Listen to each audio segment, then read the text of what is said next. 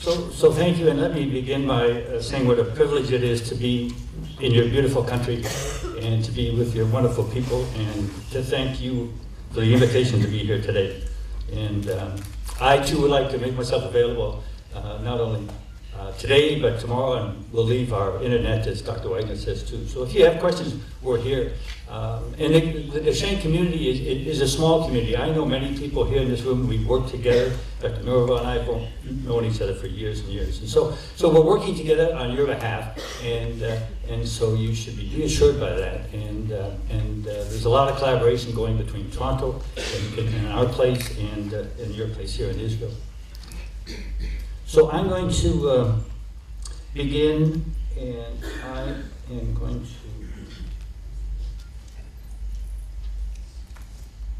begin. What I'd like to do is talk about corticosteroids and what you as parents in the Doshen community need to know. And I really have 3 points to make with you this morning. And these are, one, are steroids really the best we have? And the take-home message is, yes, they are the best we have, and we need to know how to use them well while we wait for better things that Dr. Wagner has shared with you, because there are exciting things happening. So we'll review the corticosteroids. And yes, there are some risks and there's some benefits, and we'll review those with you. It's important that you know about them, to be comfortable with them as you move forward. And probably the most important message I want to leave you with is how important parents are in this whole endeavor for Doshen and our boys and the families. So let's start off with steroids. And this reference, which has been translated by your community here in Little Steps, into your local community language. And this is really a parent-driven project that Pat Furlong was a leader in. And really it was in recognition that there was a lot of changes. As Dr. Finder said, some places have good clinics, some places don't have good clinics. And this is a sort of a summary of what you as a parent and you as patients could expect from the community, the medical community and the rehab community for Duchenne muscular dystrophy. So it's a very important document for you to read and to be comfortable with, and to help you with the process. So steroids, as Dr. Finger said, the breath machine has been around for a long time. He's been around a long time too, like more than 30 years. And there's a general feeling that people can agree on a few things. One is that they help keep muscles stronger, longer. They buy time. They slow the progression of the weakness. And it's really best to start when the boys are walking. We don't want to leave it too late. And it's best to give once a day, every day, if you can do it. And it's really a balanced discussion that you have with your physicians and Dr. Dorvo and everyone is what are the risks and what are the benefits, and we'll look at those today so that you're making an informed choice. And again, another theme is that there's a lot we don't know. There's a lot we're learning with your help, and there's a lot more we need to learn. So let's look at the risk and the benefits. What's the good and what's the bad? So the benefits are that short term, as Dr. Wagner said, some of these boys really now have a lot more energy. They can run faster, they can swim better, they can ride a bicycle, and lots of things. And so it's really quite encouraging that not all, but most boys feel better and stronger. I'm wanting to share with you the long term. And when I speak of long term, I'm talking 20, 30 years. This is not a childhood issue now. This is an adult issue. These boys are getting to be men, they need jobs, they're going to universities and things. So we're taking the big picture now, which is a very changing picture and one of a lot of optimism. I'm going to focus on 5 areas with you about muscle strength. We're going to talk about walking. We're going to talk about how they're breathing and how Dr. Finder reviewed with you. Their breathing has changed a lot. We're going to look at their heart, because the heart's a muscle as well. We're going to look at their spine. And the spine is very important because the muscles keep it straight. If the muscles get weak, the spine gets weak. And we're going to talk about arm strength very briefly. So these are the 5 areas that we're going to talk about. And what I'm excited to share with you is that I can guarantee you, and there aren't very many guarantees in life, that all boys, or 99.9% of the boys, will have benefits in some of those 5. Maybe 4 of the 5, 3 of the 5, but they'll all have some benefits. So it's something to look forward to, it's something to be comfortable with. So we're going to take these one at a time, and we're going to talk about the risks, and then we'll come back to the benefits. The risk, one is, and parents struggle with this, and we can spend more time on this later. I'll just touch over the top now. Sometimes the boys tend to put on weight even without steroids, and on steroids sometimes the weight can be even more difficult to control. Things like salt and low salt and controlling. In Canada we have an extra food group, and it's called Chicken McNuggets. And these guys all have Chicken McNuggets, and it's hard to keep them on McDonald's and fast foods. Fast foods are a killer for calories. So fast foods and sodium are things, and there are many more that we can talk about. Oftentimes it's a family thing. The family has to engage in this, so everybody goes on a weight watching control program. Obesity is a big problem in Canada, and it's something that we all need to deal with. Behavior. Now, as you know, many of these boys have some challenging behaviors. Some of the boys have school issues, they have ADHD, and some of the boys they're actually very creative. And so there are school issues and behavior sometimes that are a problem. This boy, after starting steroids, his behavior actually got better. And I'll tell you why he got better, why he's better, because now he could swim, and now he was getting medals in swimming. In fact, he could swim faster than his sister. So can you imagine how great that would feel, and how good he feels about himself, and how confident he feels, because now he can swim and compete with other children and feel good about himself. That's not always the case, because some of the boys develop a change in the behavior, and they become a little more difficult to manage. They become a little bit temperamental, and as you know, with a lion, you don't mess with it, and some of these kids you have to be careful to be careful with. So they don't oftentimes like change, so they like a consistent environment. And so the behavior can be managed. It can have a huge impact on the family and the school and the teacher and everything. And so it's important for you as family to know how to best control your son so he's comfortable in his environment. Boys are going to be shorter, and that's not a risk, that's a guarantee. And this boy now is graduating. He's now 16 years old. This is his brother. He's saying, well, this is what he should be. So this is a given. It's not a risk, it's a given. And he is short. And some boys don't like being short, and some boys do like being short. It doesn't really bother them. So there's good news and bad news. The bad news is that if you're short, sometimes it's hard to get on the roller coaster and rides and fairs and things like that. So, and that's a big deal. And sometimes if you're short, the good news is that your muscles don't have to work as hard to do things like getting up from the floor, walking, and climbing stairs. So there's an advantage in being short. And we can work our way through the system of, you're short and you may be the shortest in the class, but oftentimes there's a girl that's shorter in the class, so you're going to be okay. So short is certainly a risk. But this guy said, it's a benefit for him. And I'm going to leave that for your imagination, but it just highlights, as Pat Furlong said, and what she didn't say in her talk, is that in Canada, we teach ballroom dancing. And we get all the boys doing ballroom dancing. And this is an example of why they go ballroom dancing. So they are shorter. There are some other issues that we'll talk about briefly, about bones. They develop little spots in the back of their eyes called cataracts. They aren't cataracts that you and I are familiar with, where the eye goes white and you can't see. These little dots that they can see around them. So they're common, but we don't worry about them. And puberty is delayed, but again, they catch up, and so it's not a big deal. Something we have to pay attention to manage better, but it's not something that's going to stop you from using steroids. So let's move now. We're going to look at muscle function. We're only going to look at one part of muscle function. We're going to look at walking. Boys who are not on corticosteroids, they usually stop walking around 10 years of age. And that's fairly typical, whether you're in Israel, whether you're in Canada, North America, India, South America, wherever. That's fairly typical. On corticosteroids, if you start early when the boys are still walking, and they're able to tolerate their 1 day a dose, then they're going to walk 3 to 5 years longer. That's significant. The boys feel it's important, and I think it is really important. And some people say, well, once you're no longer walking and you've been on steroids and you're no longer walking, well, why don't we stop the steroids? I hope to convince you that we don't want to stop steroids, because we still got 4 more things left. Walking's only 1. That's the thumb. We're going to talk about the other 4. This is important for the boy's life.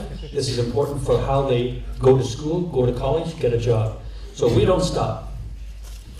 And when I'm talking about walking, this is a boy that is 14 years of age. He's walking quite well. He's short. It's harder to see it here, but he is short. And he's up on his toes a little bit. And you'll see him now going up the stairs. It's a struggle for him, but he recognizes he's 14 years old. And he's going up a lot of stairs here. So for him, it's been a real advance and a price to pay because he's short, but a price he's willing and his family are willing to pay. Let's look at the next domain. And we're going to look at lung function. You've had a nice introduction to lung function. What I hope to tell you and convince you is that the 4 stages that Dr. Finder has shared with you have been pushed out so that they're delayed. And they're delayed very, very significantly. Let me show you how. So this is breathing in a boy that has never been seen by corticosteroids. This is a measure of how strong your breathing is. The intercostal muscles that you stretched earlier this morning. And so you can see by about 10 years of age, the boys who have never had steroids, now their breathing's getting a little more difficult. And as Dr. Finder said, by about 18 years of age, a number of these boys are having to go to hospital for pneumonia. They're having to get help at night sleeping. And that's really because their breathing muscles are getting weaker. Now, if you've been treated with corticosteroids since an early age, way over here, you can see that they change a little bit. But look at the huge difference here when they're 18. Huge difference. So what does that mean in terms of you, the boys, and the family? At 18 years, you can expect the following. You can expect the boys to have a better cough. And as Dr. Finder said, the care of the lungs is all about a cough. And if you can cough, you're in good shape. And he made some very good examples of that. So you're going to have fewer troubles with pneumonia and infections. You're going to be fewer admissions to hospital, which is a huge thing. And the need for nighttime ventilation is pushed off into the distance. So that phase 2 and phase 3 is delayed by at least 5 years and maybe even more. So let's look at the next one is heart function. Now heart's a muscle and it's the same as every other muscle and it's involved too, it's common. But I'd like to share with you the exciting news that corticosteroids have in heart function. These are boys that we looked at over the last 10 years. So these are boys who are between 10 and 20. Their ages are around 15. Now these boys have never had steroids. And these boys have had steroids. This is a type of steroid that is very similar to prednisone or prednisolone. Okay, they're all the same. So let's look at the heart function. This is just a measure of heart function. What it is, it measures how strong the pump is and how much blood is pushed out of the blood, out of the heart. And so if you've got a good number greater than 45%, then your heart's really doing quite well. So you can see at 15 years of age, about 20% of boys have a good heart. Okay, 20% have a good heart. But if you've been on corticosteroids, at about the same age, 95% have a good heart. And that's dramatic. The catch is, we're not sure how long it's going to last, but what we can tell you is that between 10 and 20 years, heart problems, the weak pump is very uncommon. It happens, yes, but usually it doesn't. So this is a very exciting thing, again, for you to keep in mind. There are some other heart medicines too, which even might make this better. And those are being studied as well. So that's an important thing for you to remember. Let's look at the spine. And as I said, the spine is very important to be straight. If it's straight, then you sit comfortably. If your muscles, which run up and down here, are weak, then the back tends to wobble, tends to curve, and develop what's called a scoliosis. So if you have not had steroids, and again, this is worldwide, 9 out of 10 boys, 90% of the boys are going to get a wobble in their spine that the doctors have to fix. They have to put a metal rod, make them straight, so they can sit and be comfortable in their chair. On corticosteroids, only 10% have surgery, not 90%. So there's a difference between 90 with no steroids and 10% with steroids. So our orthopedic surgeon, and you've got an orthopedic surgeon who's here today, who's very committed to this, and they know each other. So they talk about bones and they talk about spines. Our orthopedic surgeon says, we just don't operate on spines anymore. So it's a dramatic improvement in terms of the quality of life and not having to have that major surgery. And after surgery, the boys still have good arms. For the few boys that have had surgery, they still have good arms so they can feed themselves and they're independent for that. So it's quite an impact on quality of life. what about bones? And I'm just going to touch about this. There's lots more I could say, but I just want to remind you again that the genetics plays a big role. Not genetics of Dushen, but genetics in period. If your parents have bad bones, there's a high risk that you might have bad bones as well. So it's something we live with. Physical activity is important for keeping bones strong. And I'm a great fan of swimming, and you've seen swimming today, and I know your people are great swimmers, probably better than we are, because where we come from, we have ice. We don't have nice warm pools like you have. So swimming is a great physical activity, and it's fun. And as you heard from the video, you got to have fun. You got to keep the family together. You got to have fun. So having fun with physical activity is really important. We also add things to the diet if they need to. We automatically give the boys vitamin D. The boys oftentimes have low vitamin D. It's not a drug. It's easy to take. It doesn't cause any side effects, so we just give it to them. You've got more sunshine than we do, so we may need it more than you. But we check the boys' vitamin D and make sure they get enough of it. And then if they don't get enough calcium in the diet, then we give them calcium as well. So what's the bottom line? We use the bottom line. What's the take-home message? Okay. So this is one bottom line here. So this is the bigger team here. Okay. This is from Toronto. These are twins, and this is their older cousin, and that's one bottom line. There's another bottom line. The other bottom line is that there has to be more good in it than there are side effects.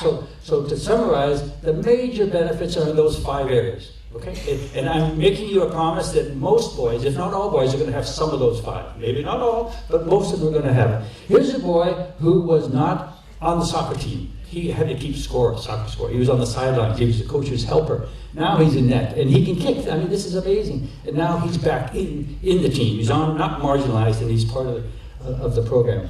So muscles are better. Pulmonary care, they have a cough. They're staying out of hospital. They're not getting pneumonias, and they don't need the experts as early. They will eventually, but it's really had quite an effect. Their hearts are stronger, their spines are straighter, and their arms are much stronger, so they're able to feed. So there are common side effects about weight. They're short. They have eyes, but they don't need operations. Puberty is delayed. We can live with it, and the behavior we learn. So it's your choice. I mean, it's your judgment. Steroids aren't perfect, but there's a lot of hope with steroids. They're going to buy us time. I'm going to close with probably the most important. I lost my 2 slides. I added 2 slides. I'm going to. I'll say. Thank you. But I want to talk about 2 things without slides. Sorry. So I want to talk about parents. I want to talk about the parents and the role of parents, and I want to talk briefly about parent groups. Parents, as Dr. Finder said, a parent changed his whole practice of medicine. A parent said to him, "I want that machine." So he wrote a letter to the insurance company. If they're surprised, they funded it. So you parents have a huge impact on changing medical treatments. You as parents have a huge impact on helping us choose right research questions. What is the important area for you? You've declared it here that you're really, really interested in stem cells. So it's our responsibility to help promote that, help facilitate it, again with parent support. Parents are also very important for education and sharing information. And unfortunately, sometimes you have to do a lot of education because you know a lot about your son and your son's special needs than people in the community, more than the doctor, more than the teacher. So you're always teaching others. So you have a very important role for that as well. I'll leave you with a couple of thoughts. One is that as a parent, I encourage you to ask questions, ask us questions. If we're not here, then you can ask your team, you can email us. So ask questions. And more importantly, question the answers. And you'll learn the more questions you ask, and there are a lot of opinions out there. So it's frustrating for parents, but ask the questions and questions the answer. The third thing is never, ever, ever lose your sense of humor.